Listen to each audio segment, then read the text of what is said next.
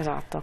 Allora, eccoci qua ancora insieme. Avevo appunto portato un po' l'istanza per capire di che cosa, cioè, alla luce di questo bisogno strutturale di cui si fa portavoce il sindacato a livello unitario, peraltro credo, altrettanto a livello unitario vi fate portavoce voi della CGIL e dello SPI di altre istanze che riguardano il mondo degli anziani. Sì, è importante insomma, sottolineare questo aspetto anche della visione unitaria che abbiamo come sindacato degli anziani e dei pensionati, per le quali assieme alle altre organizzazioni condividiamo quelle che sono le richieste e le istanze che abbiamo presentato alla Regione. Ecco, noi pensiamo insomma, che questo dramma possa trasformarsi anche in un'opportunità per ripensare completamente il sistema sociosanitario della nostra regione, quindi far tesoro di quello che è successo, di quello che è emerso come elementi di criticità, per mettere in atto quelle scelte di cambiamento. Io insisto sul tema delle case di riposo perché credo che veramente siano lo specchio di una società che non funziona nel momento in cui abbiamo dei drammi di queste dimensioni nelle case di riposo e dobbiamo pensarci adesso. Faccio un esempio, nei mesi di chiusura gli anziani sono stati isolati, no? Quando finalmente insomma, si è affrontato il tema delle case di riposo c'è stato l'isolamento, quindi i familiari non potevano più accedere in contatto con i propri cari. Questo è stato un dramma per i figli e un dramma ancora di più per gli anziani che hanno vissuto il senso di abbandono da parte della famiglia.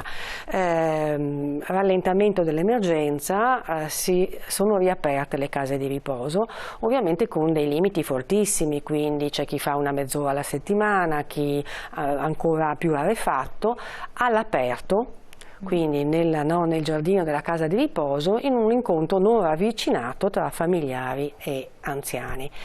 Tutto questo insomma, è stata una soluzione approntata in urgenza e in emergenza d'estate, ma tra un mese noi non saremo più nelle condizioni di poter portare fuori gli anziani nel giardino per vedere la figlia o il figlio.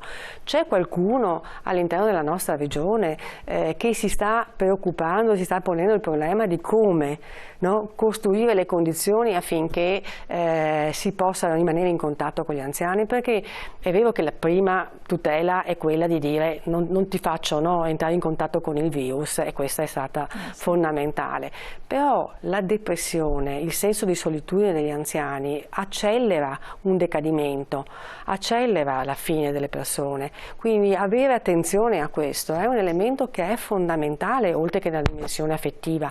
La dimensione umana che c'è dietro tutto questo non va trascurata, non sono numeri. Quindi avere un tavolo di confronto, cominciare a ragionare su quali sono... Il problema è forse quello proprio di confrontarsi buttando con un brainstorming, cioè ognuno butta delle idee, perché poi posso immaginare chi ha l'anziano in casa, gli portava la spesa davanti a casa, se aveva avuto un po' di decenza non lo andava ad abbracciare, a trovare tutto.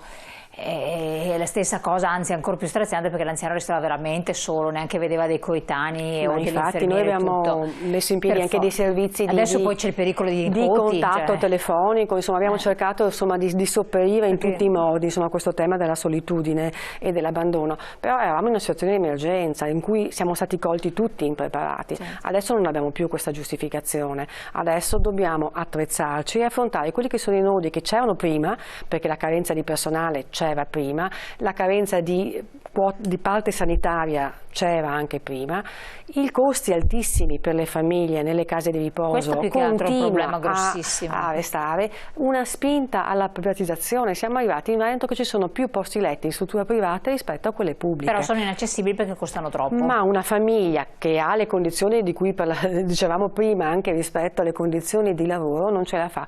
E guardate, è una condizione anche che preoccupa tantissimo gli anziani, anche quelli che non sono ancora grandi vecchi, ma che ancora sono in attività, insomma, quindi possono dare un aiuto anche alla società.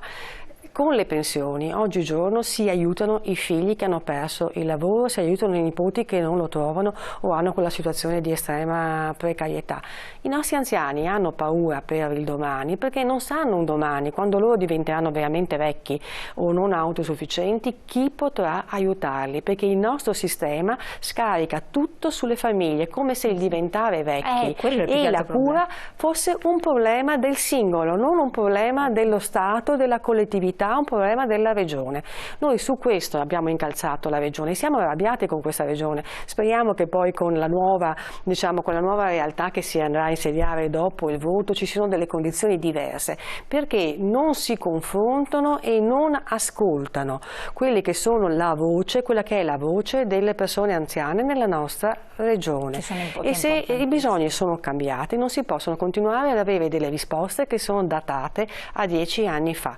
Quindi bisogna che ci sia un sussulto, proprio un cambio di qualità rispetto alla risposta che una società deve dare. E la nostra regione, se vuole essere una regione all'avanguardia anche dal punto di vista sanitario, continua a dire di essere eccellenza, ma non lo è per quanto riguarda gli anziani, non solo, ma in particolar modo per quanto riguarda gli anziani, deve costruire delle risposte diverse e deve investire risorse. Il governo ha messo a disposizione delle risorse, anche in Veneto arrivano parecchi soldi per la sanità, per il rafforzamento della sanità nel territorio, e noi pensiamo che questa cosa vada colta e la Regione deve confrontarsi con l'organizzazione di rappresentanza per decidere come investire, per dare delle risposte concrete. Noi vorremmo che ci fosse più coerenza da parte del decisore pubblico regionale. Le dichiarazioni sono una cosa, anche le leggi che vengono fatte prevedono delle cose che potrebbero anche essere condivise, in realtà poi concretamente quando andiamo a vedere cosa hanno realizzato vediamo che è stato realizzato molto poco a partire dalla sanità nel territorio. Infatti voglio chiedere adesso infatti l'ultima cosa, se mi permetto di dire, è che Zaia aveva promesso l'abolizione del super ticket, ancora la scorsa estate eravamo sotto l'ombrellone, a gennaio doveva sparire il super ticket, di tutto questo non abbiamo visto niente, l'ha fatto il governo con il ministro Speranza. Dal 1° settembre non c'è più il super ticket, che è una tassa iniqua di cui avevamo chiesto la cancellazione perché rendeva più conveniente andare al privato rispetto al pubblico, e quindi si stava con i nostri soldi finanziando il privato. E invece, appunto, ripeto, come ci ha dimostrato l'emergenza Covid, noi abbiamo bisogno di sanità pubblica, è quella che salva veramente la vita ed è quella che garantisce a tutti i cittadini di avere accesso alle cure. Va sicuramente migliorata, ma va fatto un investimento che genera lavoro e lavoro di qualità, quindi anche benessere e sviluppo. Quando si parla di un diverso modello di sviluppo, noi dobbiamo mettere al centro la persona, la qualità della vita, e attorno a questo costruire quelli che sono gli investimenti necessari.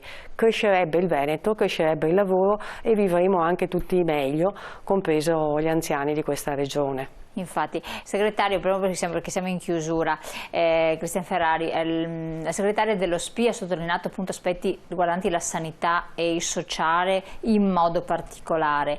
I vostri punti che cosa riguardano? Le vostre istanze, qual è il settore? Cioè, avete dialogato con la Regione in passato per quel che riguarda i temi del lavoro? Ci sono stati dei passi importanti? C'è qualche istanza che non è stata ascoltata per quel che riguarda le competenze, naturalmente?